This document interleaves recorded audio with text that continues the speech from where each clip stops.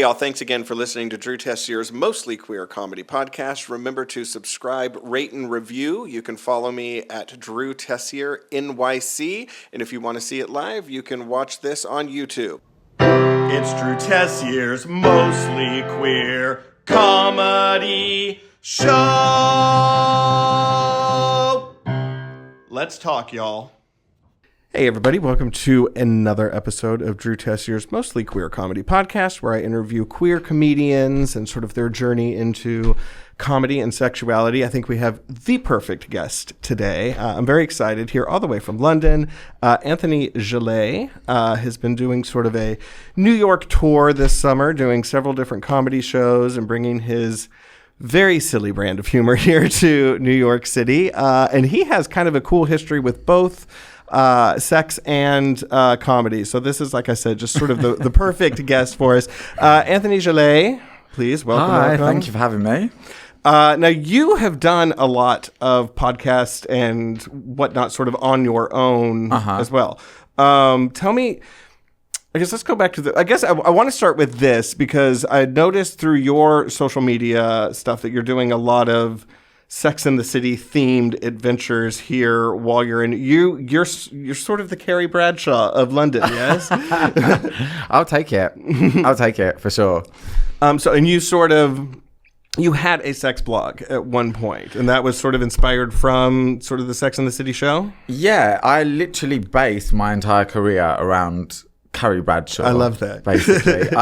Do you know what? I kind of wonder, like, was she truly an inspiration, or did I just want to live in Manhattan and work on a dating column once a week? It was just more of a justification for where you were already headed. It was just the least realistic thing about the show was that she was able to afford that apartment on what she did. And I was like, yeah, do you know what? She seems like she has a nice, easy life. Well, actually, that does seem appropriate then, because I don't know how you afford your lifestyle based on the amount of work that you've done here in New York. I have to say this. So Anthony and I met during the pandemic. A couple other comedians and I had done this awful YouTube show where we were reaching out to every queer comedian we could find and say, just give us something to put. And we were sort of jamming it together, and I'll never watch it again, but it's out there. So I had met you through the interwebs and thought you were really funny, and we used some of your stuff. And then we reconnected because a mutual friend of ours, David Mills, one of the funniest comics I know, I'm obsessed. He recently moved to New York, so he put us in contact, said Anthony was coming into town. So I throw a big pride party every year. And I reached out to Anthony and said, listen, you're coming to town. I would love to meet you. Come by the party. He shows up absolutely hammered. No, I wasn't. You were. I was hammered when I left. Well, sure. But it was funny because he walks in with we were doing rosé with a bottle of vodka and said, I'll take a Red Bull and vodka. And I had a Red Bull in my fridge. I found one. We made it happen. It worked out. But you were a hoot at the party. And I was like, oh, this guy is totally one of the gang. I love it. I love it. And he did my show a couple times. So tell me about some of the sort of living those Sex and the City dreams that you did while you were here in New York. Oh my God, I did so much stuff that was like a parallel to the show. Mm-hmm. So for example, like one of the things I did was I did the trapeze. Over in Chelsea Piers. Yes. Awesome. What's it called? Trapeze? The trapeze Flying school? Trapeze. So I did that, and I'm terrified of heights. But I was like, if Carrie can do it, I can do it. So I was just doing like parallels to the show of kind of the stuff that she did. But then on top of that, I was trying as hard as I possibly could to either get on the show or to meet SJP. Okay. So it started off... So you came to New York to stalk Sarah Jessica Parker? Pretty much, sure. Yeah. Okay. And I hadn't even been here for 24 hours when I was on the set of And Just Like That. I think I'd been here for about like 20 hours, and I was like, there's Cynthia Nixon. So I was on the set like a few times, and then one time they were recording inside a building. Did you get hired as an actor, or you were just, like as a background, or you just managed to? No, so they just like, there's places online where they leak the filming locations. Okay. So you can kind of go and watch. And because most of the time it's on the street, they don't really have a problem with that. But I knew that they were recording in this one building, And I just kept seeing people walking, and it's a very, very tall building, like at least 40 floors. And I just keep seeing people walk in, and I'm like, maybe I can just walk in. And I walk in, I couldn't walk straight in. So I just got up to the security, and I'm like, hey, I'm a background extra for this show. He takes my ID, he calls them, but then he still gives me like a crew pass. So I'm in the elevator going up. Insane. And I'm like this, just trembling with my crew pass. SJP wasn't there because she wasn't in that scene. Right. But there was at least 40 people on that set, and not a single one of them asked me who I was or what I was doing there. So I tried to get on as an extra, and that was when I kind of got rumbled because they were like, who the hell are you? They were like, wait, we don't see you on the casting list. And I was like, ooh. So I just took my crew pass, and I was like, oh, that's so weird. Like, I'll call the agent. But I still have the pass. I can go back. Filled your backpack with craft services and left. Yeah. But and then it was like the week later, I met Mario Cantone. Mario Cantone. And where'd you just met him walking the streets?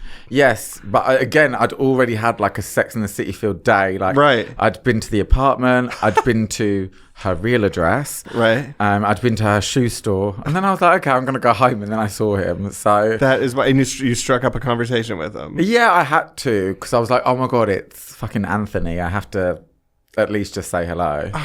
I've tried to reach out to him indirectly, so I really want to get him on the podcast. I got to see his one-man show on Broadway when I first moved to the city. I'm a big fan. Was it good? It was wonderful. It's on. I think like you can funny watch, or like singing or what's the it's vibe? a mix of it. It's called Laugh Whore.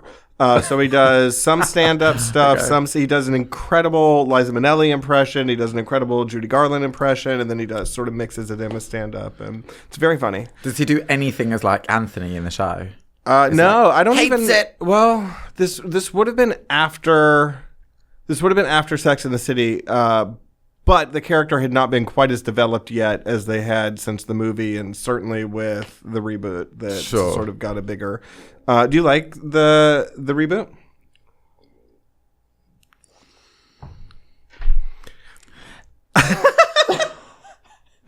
I mean, it's hard. It's hard. It's all hard. I haven't watched the second season of Just Like That. I also did not watch the show in real time when it first came out. No, me neither. So yeah. I had just moved to New York in my 20s. My boyfriend at the time had the whole DVD set, and I like binged all of it really quickly. And then my boyfriend and I have recently, now that I'm in my 40s, rewatched it again because he had never seen it. And it's because your boyfriend's in his 20s. He is. I don't know if you've seen Drew's boyfriend. He's very hot. I was like, okay, so Drew is either rich or hung. I'm neither. I'm very lucky. He is very cute. So we rewatched it. We have not watched the movies yet, and we have not started. He has not started the reboot. There was one scene in particular I could remember.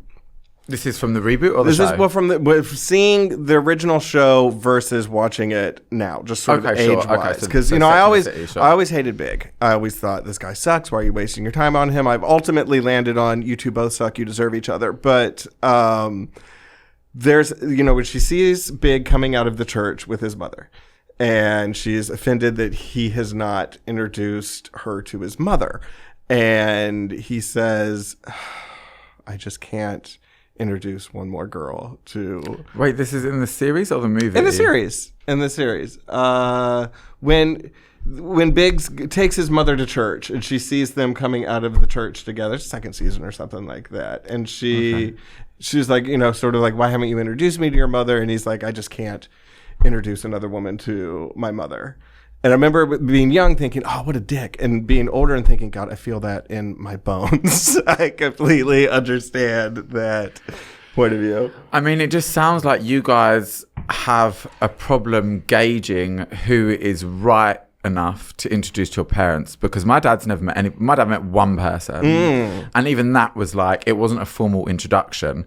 The guy just wanted to see me, and I lived with my dad at the time, so it wasn't really avoidable. But it sounds like that's yours and Big's issue. So, well, have you had a long-term sort of serious relationship? I mean, if you would call like a couple months long term, I probably wouldn't, but no. Okay. All right. So No, what was I've always wondered, because I've known other people that have sort of branded themselves in because you had the sex blog, and then you were picked up by Attitude magazine, and you had a column in the magazine, right? Yeah, which is huge. So I basically, planned my whole career around Carrie Bradshaw. Right. Did like the sex blog. Then had the dating column with the magazine, and I was living in New York at the time. I was like, oh my God, I'm Carrie.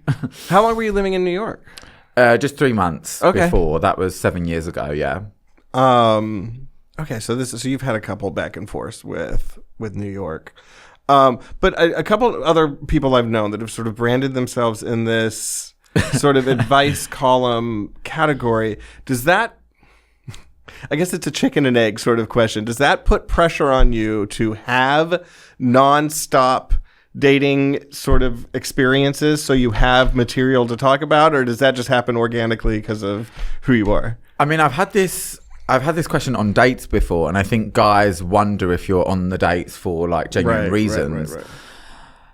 There is an element of pressure because you have to write about something, but I think once you're in that sphere of doing it and you're good at your job, you find things to write about. So I had a column about dry spells, and I had a column about like dating while you're depressed, and it was like the stuff that when you would find it difficult to write, you kind of just have to channel that into the writing. And sometimes I would have a dating column, and it would just be about a conversation I had that you'd then extrapolated into exploring those topics. So it didn't necessarily mean that I had to go out and do that like every week. Right. Okay. Well, that makes sense. I would get nervous about just like, how do I keep up with? I mean, I guess anything where there's sort of a deadline of needing to crank out content, but something so specific, I would get nervous about. But you're a man about town. You look like you have no problem getting out there. And I mean, you ran into Mario Cantone in a single big day. Listen, very much out there. But also I think like that was like what I did. Right. Do you know what I mean? So if somebody was to say to you like, oh, right.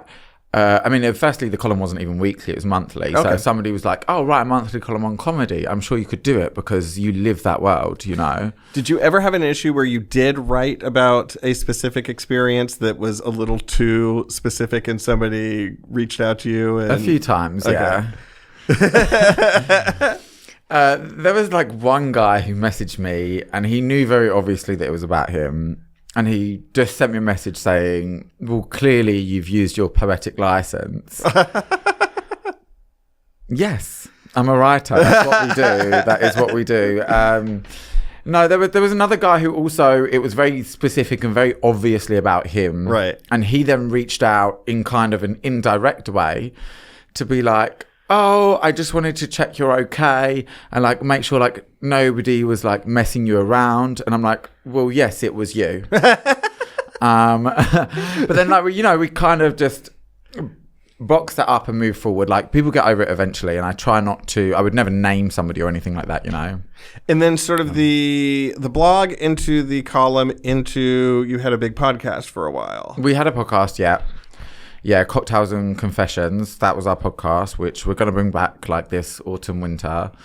That was a lot of fun. And it also involved like confessions from other people. Right. So then you're getting to see like, oh, great, I'm not the only dirty whore in the world. Like, so people would email in stories, or they would... We used to do it via Instagram DM. Okay. Because it was almost like, you're already asking for confessions of people, but then you now want to be like, oh, copy and paste this email address and send it. It was just too much. It was just people needed direct contact to you.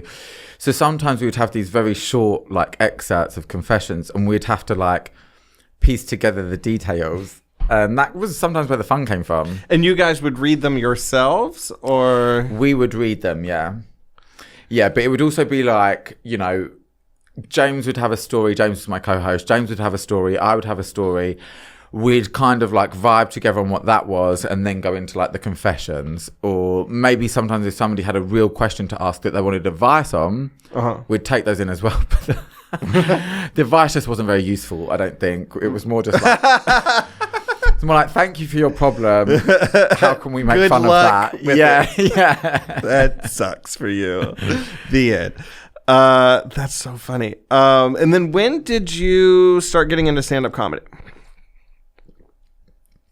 So this was about 5 years ago. Wait, what are we now? 2024. It was just before the pandemic. So I think it was like the end of 2018. I was just saying, because you were definitely doing comedy when I found you online. You know, Yeah. just because I follow hashtag queer comedy all the time. So that's how I sort of find all sorts of new comics that I'm I unaware don't of. use hashtags, but okay.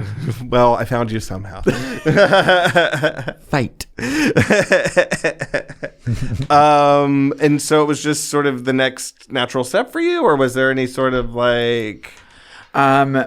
So, I mean, when I was a kid, I always used to joke about that. That's what I wanted to do when I was older. Like, I would print off like the dirtiest yo mama jokes on the internet. Yeah. And then I'd stand in front of a room full of my dad's friends and be like, yo mama's so fat she put mayonnaise on her toothpaste. Like, do you know what I mean? Like that kind of stuff.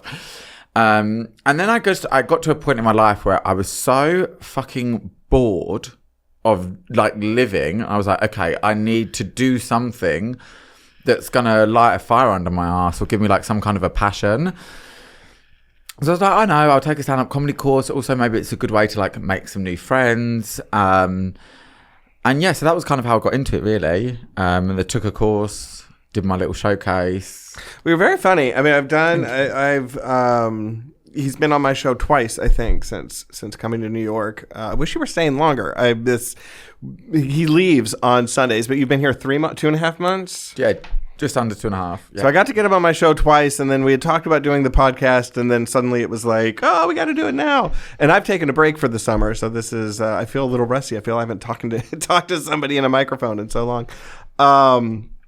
But what is, do you, in London, I guess, because I'm so used to the New York comedy scene, like what is the London comedy scene? How is it different, I guess, than the New York scene? Oh my God, it's so different. Firstly, the tickets aren't like $20 for an open mic, and there's no minimum drink. Like, minimum drinking is not a thing in the UK because we don't need to be encouraged. If anything, it's like turn up and please don't drink as much. A 2-drink maximum is what we need, I think. But no, it's so different. It's so different. There's, you can, I mean, firstly, it's definitely, I don't know, it feels more densely populated in the UK. Like, it feels like there are, I guess it makes sense because London's bigger, but it feels like there are a ton more comedians. It's a little bit more like ruffle and tuffle to get on certain shows. Mm-hmm. And a lot of the time, you're applying for shows and you're not getting spots, even though when you see the videos come out from that show, you're like, why was it so tough to get on? And I mean that with all disrespect. Sure. Like, fuck them. No, it's difficult in London. It really is difficult here. It's difficult here too. It is, but I will say, like, there's the drink minimum thing. That's definitely not a thing. Right. There was one gig that I applied for. They wanted me to bring 5 people. Mm-hmm. 5.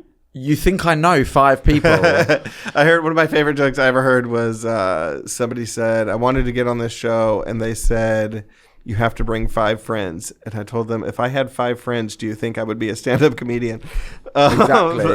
Exactly. And I'm sure that is hard, coming from somewhere where you don't have sort of the base. But you didn't even have to bring to my show, and you met a bunch of people at the pool that day and had a whole crowd when you came to my show. No, just one of those was from the pool. One was from the pool, one was a date, one was his friend, and then the other 2 were like good friends of mine. I love it. You just kind of came down McDougal like the Pied Piper, and they were following you into the club.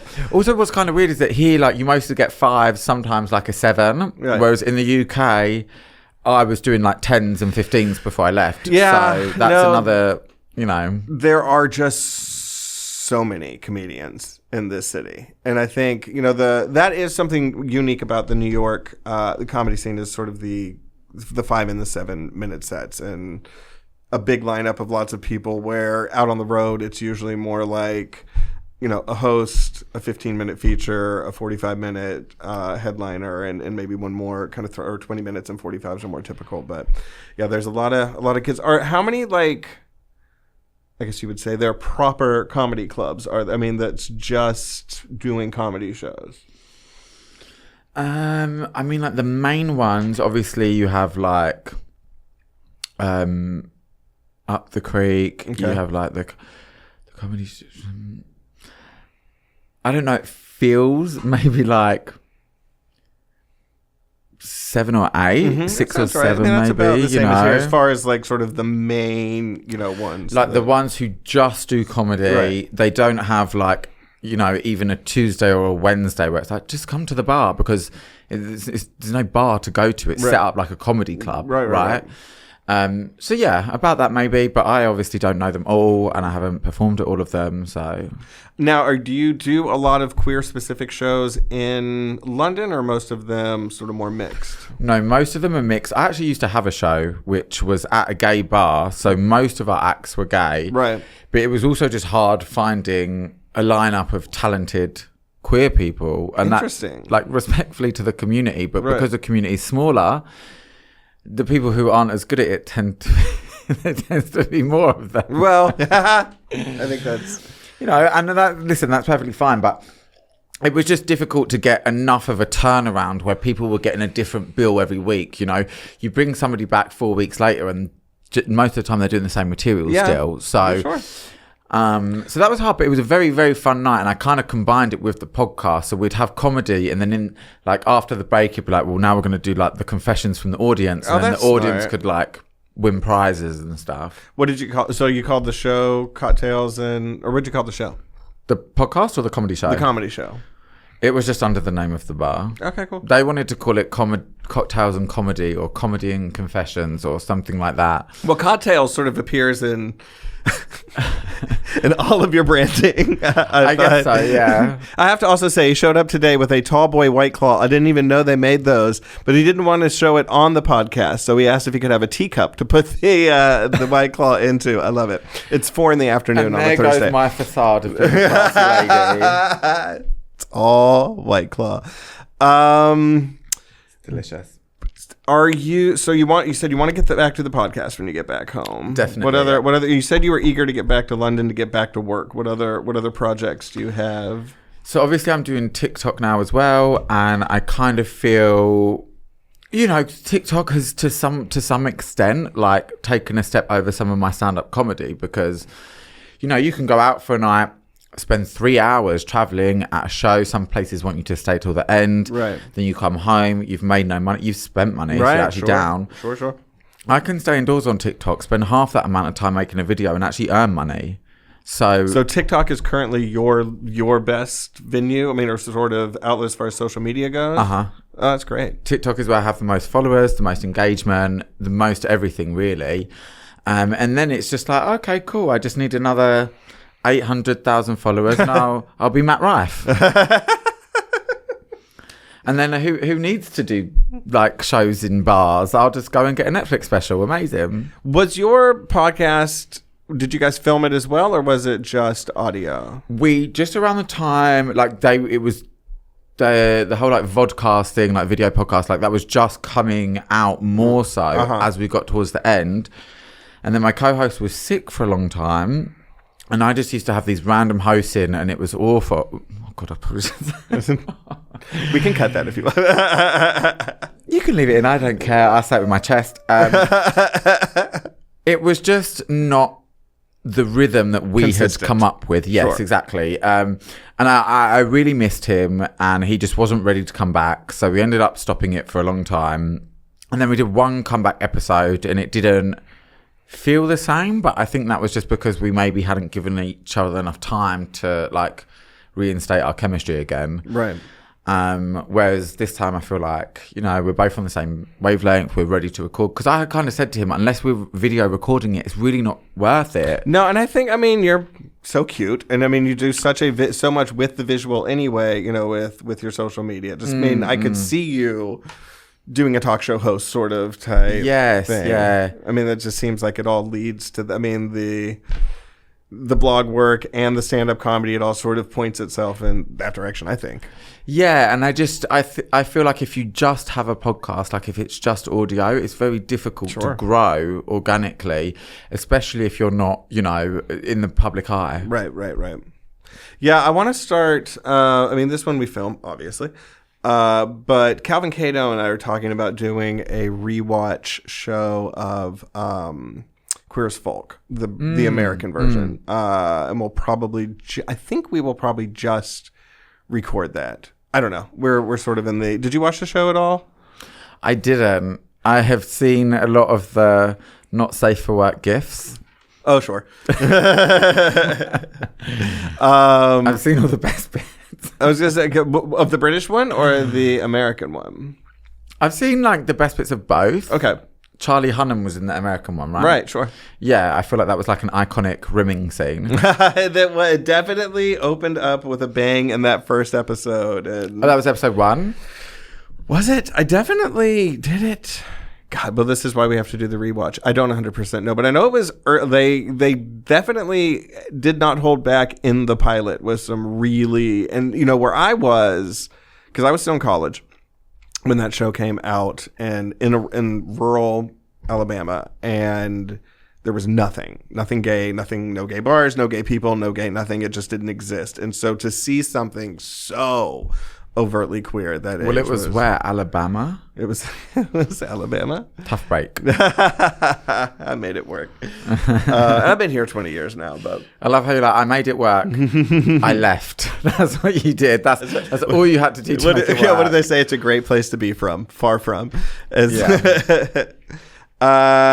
so you want to get back into the podcast. Tell me more New York wild stories. What some of your more Well, I've definitely been having a Carrie Bradshaw summer. Okay. They say Carrie. So you've been fucking your way around New York City. Well, I believe the correct term is sleeping with the wrong men and making everything about myself. That's a good title. It's long, but I like it. I feel like yeah, maybe like not a title, maybe more like a subheading of something else. But yeah, oh God. I mean, even your apartment situation, when I talked to you at the party, you were in sort of a sublet or something. Like the whole thing sounded held together with crazy glue from the very beginning. But hot glue. It was a hot glue situation. I did end up moving out of that place. I actually, funnily enough, that came from a boy who I had a holiday fling with in Miami in January. Sounds right. And it was his friend who was subletting me the apartment. Right. And then after a month, I guess she was just like, I want my apartment back.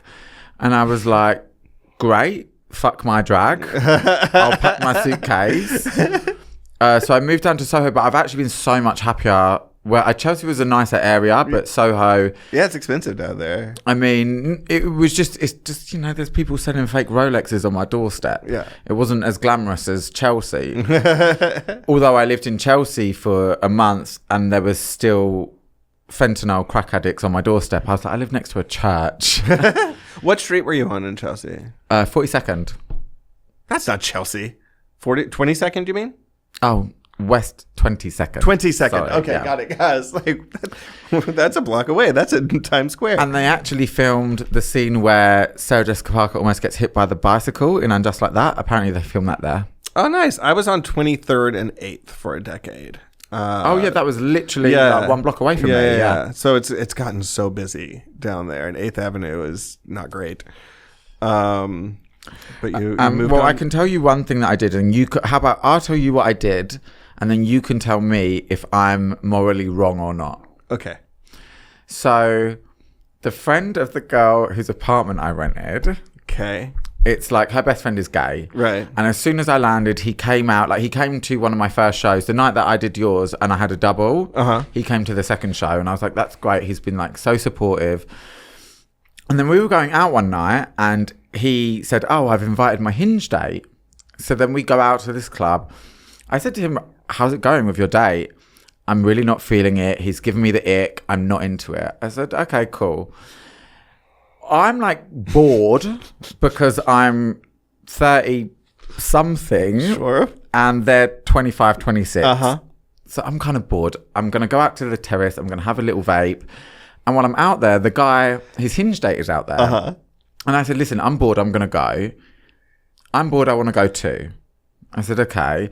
And I kind of got the sense that it was like a little bit flirtatious, but he was like, look, I want to get pizza. Do you want to get pizza? I said, I want to smoke weed. Do you want to smoke weed and eat pizza? We do it together. Usually leads to the other one. And then we yeah, right. And then just as I was about to go, he stood up and was like, oh, I think you're really handsome, and kissed me. Uh-huh. And then I got into the taxi and I left. And then the next day, the friend was like, oh, so did anything, like, what happened with that guy? And I'm like, well, A, you're not into him. B, I'm your friend and I'm not a liar. Right. So I'm just going to tell you straight up what happened. So I told him the exact story of what happened. Uh-huh. And then after that, we never met up again. That's all that happened, was he kissed you, and that was anticlimactic. I was ready. I was ready for the big fight and No, I think that was totally fine. I mean, that was all that happened at first. Okay.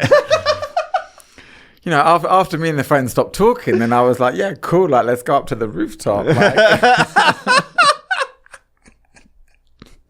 So have you seen the Hinge date again, or only the time that I went up to the rooftop? Okay. The rooftop of what? His building. Oh, nice. Mm. So it was a good view? It was a good view? Yeah, I don't know. I was kind of just like looking down at the rooftop. No, the looking down part is a joke. It was a very nice rooftop, actually. And we didn't like have full sex. Obviously, it's a rooftop. But, you know, I just was then like, hold on. I feel like your man who you weren't even interested was the one who kissed me. Right. I've told you about it up front. And now I'm like, now all of a sudden we're not really friends anymore. And it can't even be like, is it possible that the friend was into you because he brought a date along with... The friend definitely wasn't into me. Like, we were like sisters. Okay. We were like kicking it like, yeah. You know, tear to mirror. Oh, New York.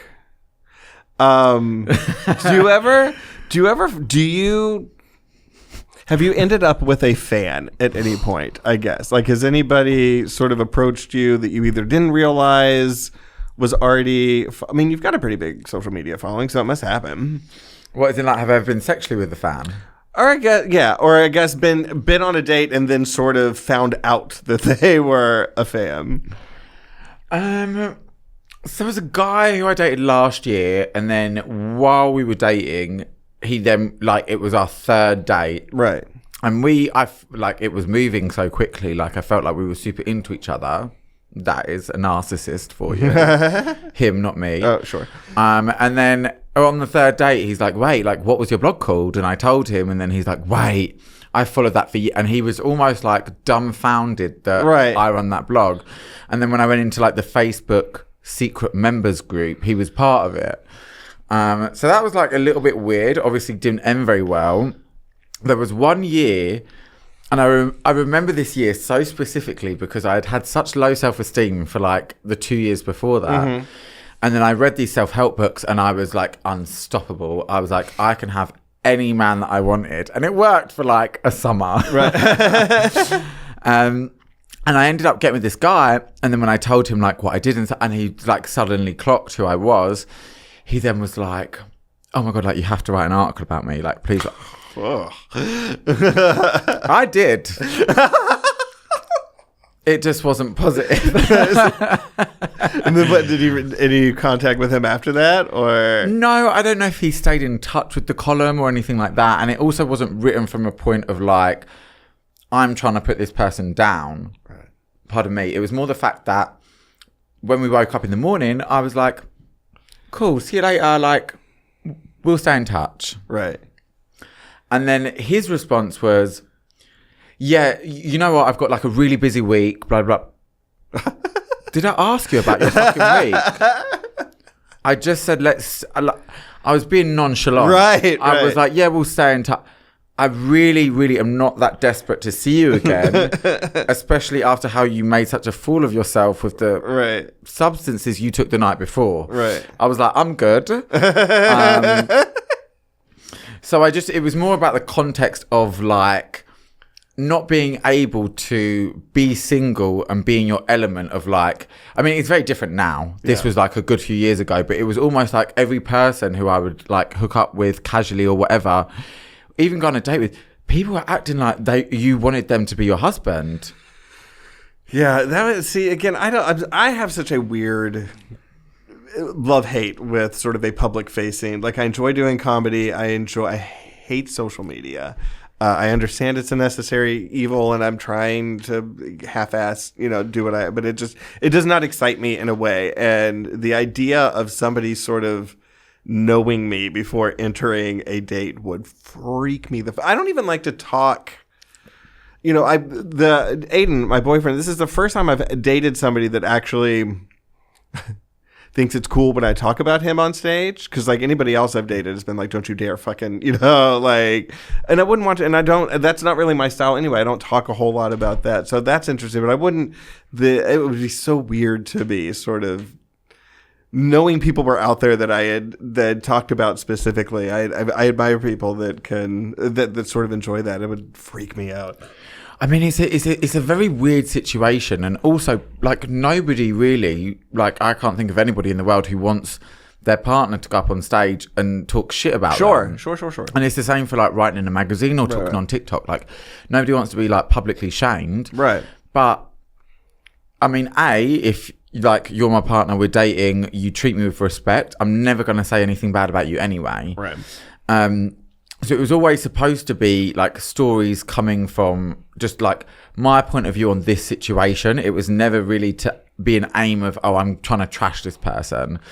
Unless obviously they did something that was disrespectful, and then it was kind of like just to shine a light on, this is not really how you treat people. Sure. But it was never aimed to like humiliate people. Yeah, that makes sense. But when you go on stage and you tell jokes about things like people who you had sex with 10 years ago, I'll happily humiliate you. Like, nobody knows this about you, and when are you ever going to see it? Like, unless I'm on TV, No, I mean, I certainly draw from stories that have happened. So, I mean, but I mean, sort of the real time of the releasing an article and stuff. Has anybody ever assumed that something was about them that it wasn't about them? Yeah.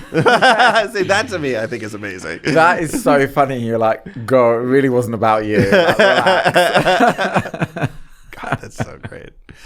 Let's see what we got here. Anything else you want to plug, talk about, share? Plug. I mean, obviously we have the podcast coming back this autumn. But we don't have a name for it yet. It could come back as Cocktails and Confessions. We might start a new name for it. It's just because potentially if I was I could basically on TikTok, I cover a lot of reality TV. So that then is kind of like a different niche to what we were doing before. So. Did you watch Jersey Shore? No. Okay, well, I mean, I figured. I'm always curious. I didn't either, but I'm always curious. I'm specifically curious because one of the cast members of Jersey Shore has been doing my show. He's doing stand up now, and I'm actually going to. Which one? Vinny G. Mike? No. Oh, Vinny G. Okay. No, he's funny. He's a good comic. He does my show every Tuesday night, and he sort of pitched himself to be on the show. Which is why I named it mostly. Wait, is he gay? Oh, no, he's not. That's why I named it sort of mostly queer, so I could do some. So it isn't an out of the box interview we're doing, but I've been sort of going back and watching episodes now to prepare for this interview, which will certainly be a little off the beaten path for my typical format. But I feel like this is important to highlight for people who are considering doing reality TV. This is where you'll be in 7 years. No, well, they're still on reality. Like they've had 5 seasons of the original, and now they're on their 7th season of Family Reunion. What's that? Snooki's got 3 kids. Well, the way I met him was because he's doing stand-up comedy. They filmed an episode at Broadway Comedy Club for this season of Family Reunion. And so that's how I met him, and then he started doing my show. And no, he's a funny guy. He's actually really, really nice. Yeah, of course. So what I'm reality not bashing shows? him. I don't know him. What reality shows do you sort of do the most coverage on? So I mean, it started off with And Just Like That. Obviously, that's not a reality show. That's That's why it started off. Okay, sorry. Don't test me, Stam, on my period. No, it started off with And Just Like That. Okay. Because obviously Sex and the City obsession. And then I think what some people don't realise about my TikTok content, even though they follow me, is that what ties it all together is love and relationships. Mm-hmm. And I've always just had this fascination with relationships. Like I love the idea of being in love. I'm such a romantic at heart. And I think that all came from Sex and the City. A lot of it did anyway. So now it will be Love is Blind is probably my main show. Oh, wow. Okay. And then after the season, I usually interview a number of the cast members on TikTok Live. I also do like Love Island, Selling Sunset, which is nothing to do with relationships, but I just... I'm not a reality TV buff. Like, right. I don't watch Real Housewives. I don't watch so much of these shows. And I think people think, they're like, but you do reality... It's not about reality TV. It was mostly about love and relationships. Okay. But the occasional show that I just like Selling Sunset, which starts tomorrow. So I have a busy weekend ahead. So you watch it and then you sort of do content as soon as it drops? Yeah, it'll be like a recap / breakdown / just roasting the stars of the show. Right. And sometimes they can appreciate it, sometimes they can't. But, you know, you got to take it as you can get it, I guess. Like, you got to expect people to not appreciate it. Cool. Tell them what your social media handle is. At Gilét Slays. That's for TikTok and Instagram. So that's GILETSLAYS. Mm-hmm. Cool. Thank you for coming in. I'm so sad that you're heading back so soon, but hopefully you'll get back over here soon, do my show again. Yes. And I need you to throw another party. Them edibles have me fucked up. Next Pride. Thanks, y'all, for tuning in. Have a great afternoon. It's Drew Tessier's mostly queer comedy show.